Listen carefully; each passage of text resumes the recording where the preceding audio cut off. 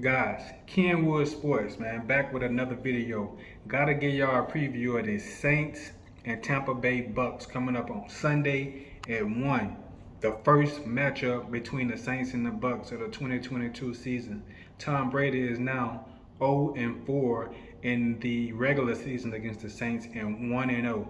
And I'm not gonna lie, I give up one of those regular season games to get that playoff win back. And that just so happened to be Drew Brees' last game with the Saints, which was in the playoffs in 2020. That was our third time playing them that year. The one thing about the Saints when they playing Tom Brady, Saints get after him. He got sacked 10 times in 4 games. I didn't even look at the playoff game to see how many times he got sacked. I counted up those sacks for those 4 regular season games, 10 times and at least 5 interceptions. So you know how it is when you're playing in the Superdome. That defensive line, that front seven, basically, I'm gonna say Demario Davis at linebacker with Cam Jordan, David Onyemata, Marcus Davenport. He's healthy this year. That's gonna be the key to getting Brady off his spot, getting pressure on him in that backfield. The secondary, I don't have no doubts about the secondary. The question for the Saints is going to be Jameis Winston. Alvin Kamara already hurt. He hurt his ribs last game against the Falcons, in which the Saints came back from a 16-point lead. I mean, from a 16-point. Yeah, they came back from 16-point lead of the Falcons that the Falcons had. Jameis Winston also went to the tent for a while. He was missing in that game for a while. As y'all seen, Taysom Hill came in the game and broke the game open. He also scored a touchdown running the ball. He had like 84 yards. Matter of fact, Taysom Hill beat Tom Brady that last game. The Saints won 9-0. People talk a lot of stuff about Taysom Hill. I'm just gonna be the one to tell y'all the truth. Don't tell me what you don't like. Tell me the truth. That's what I'm gonna do for you. And the truth is, Taysom Hill beat Tom Brady head to head. Neither one of them had 200 yards because of the defenses.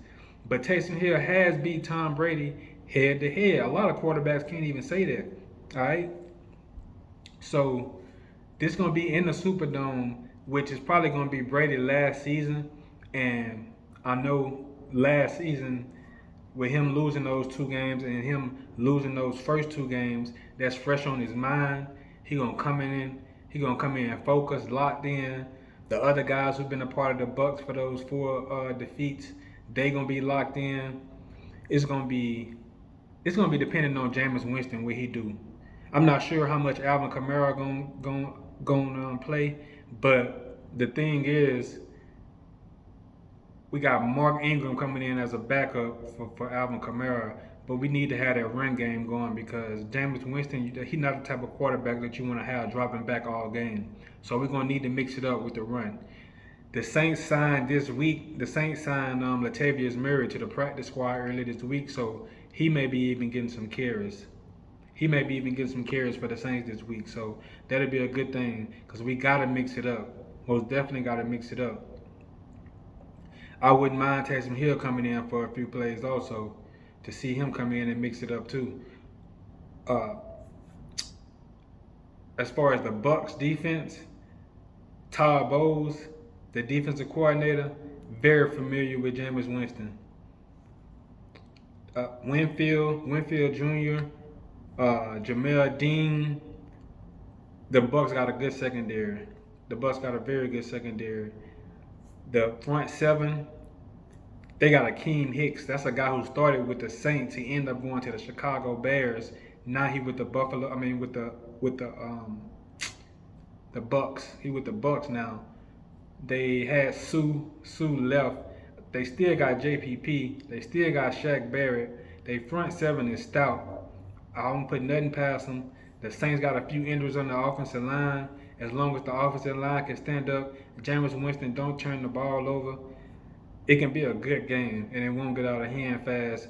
It can go down to the fourth quarter and be a good battle. But if the Jameis Winston has to keep throwing the ball, if we can't get no run game going, if they getting penetration on the Saints, it's gonna be a long day. It's gonna be a very long day. I feel like it's gonna be a focal point. It's gonna be a focal point of the Bucks to stop the pass rush. That should be the focal point. If they want to win the game, that should be the focal point. But Dennis Allen, this is gonna be his first game without Sean Payton looking over his shoulder, playing against this caliber game. He's won. He's won against the Bucks before. I believe that Sean Payton had missed the game, and Dennis Allen had to be the head coach and the play caller for the Saints. For those y'all don't know, Dennis Allen was our defensive coordinator. Now he's the head coach now. But we still have Pete Carmichael, who's been with the Saints organization for some years. And like I said, 10 sacks on Brady in 4 games. A lot of people can't say that. 4 straight victories in the regular season. A lot of people can't. And one of them came from Taysom Hill. But like I say, the biggest one was that playoff loss. That playoff loss, man, I give up one of those to keep that playoff game going. We was about to go up. We was about to go up on them by at least 10 points. It was 7-point lead with the Saints having the ball headed into. We was in the Bucks territory. 3rd down, Drew Brees dropped back, throw the ball to Jared Cook. Antoine Winfield Jr.